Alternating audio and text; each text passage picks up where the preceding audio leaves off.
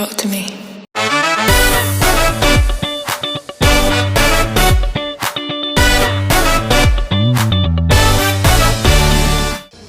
Assalamualaikum warahmatullahi wabarakatuh.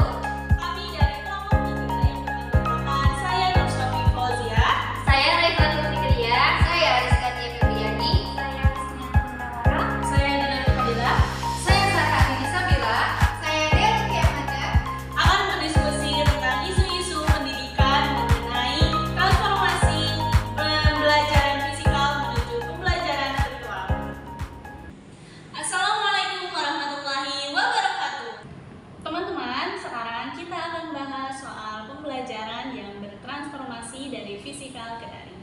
Banyak sekali perubahan yang terjadi, terutama pada sejak pandemi. Pertanyaannya, menurut kalian apa sih yang paling terasa bedanya antara belajar di kelas dan belajar secara daring? Menurutku yang paling terasa itu interaksinya. Nah, kalau di kelas kita bisa langsung tanya, diskusi bareng-bareng. Nah, bahkan dapat semangat dari suasananya gitu loh. Tapi kalau daring itu serba terbatas ya, apalagi kalau sinyalnya jelek gitu kan. Kadang malah nggak paham sama sekali. Aku setuju dengan dia. Tapi menurutku daring itu juga mempunyai sisi positifnya loh. Kita jadi bisa belajar dari mana aja, bahkan sambil rebahan pun kita masih bisa belajar. Terus bisa juga ngulang materi lewat rekaman atau modul yang dikirim guru. Itu membantu banget buat yang butuh waktu lebih dan juga buat memahami pelajaran. Tapi Sarah, masalahnya tuh gak semua siswa memiliki fasilitas yang sama. Banyak siswa yang tidak punya HP sendiri, bahkan ada yang sinyalnya lemot. Jadi masalahnya itu tambah stres. Nah, kalau di kelas, semua siswa itu sama-sama hadir, sama-sama dapat perhatian dari guru. Benar Dila, tapi pembelajaran daring juga melatih kita buat lebih mandiri lagi. Kita belajar nyari sumber lain, belajar atur waktu kita sendiri. Meskipun berat, tapi itu skill penting yang kita perlukan juga sih untuk masa depan kita. Aku malah merasa pembelajaran daring bisa jadi lebih menyenangkan kalau gurunya kreatif. Kayak guru PKN aku kemarin, dia bikin game Kahoot dan pakai video animasi.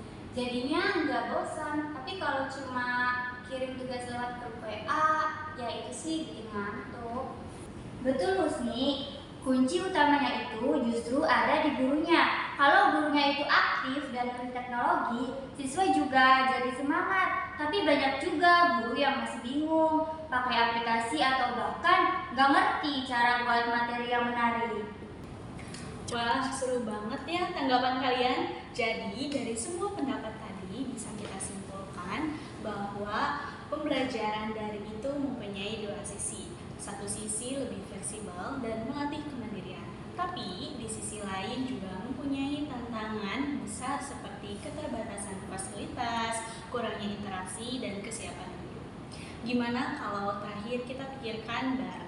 Kira-kira solusi apa sih yang paling masuk akal untuk mengatasi masalah pembelajaran daring itu? Mungkin yang paling penting itu pelatihan teknologi buat gurunya. Kalau gurunya siap, siswanya juga akan lebih mudah terbantu. Terus, pemerintah juga perlu bantu dengan memperluas akses internet ke daerah-daerah pelosok.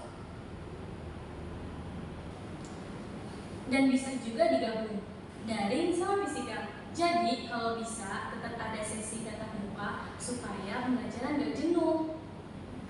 Ya, benar-benar itu bisa jadi jalan tengah yang bagus banget sih. Setuju. Jadi, perubahan ke pembelajaran daring itu memang gak bisa dihindari, tapi tetap perlu disiapkan dengan matang dari semua sisi, guru, siswa, fasilitas, dan sistem.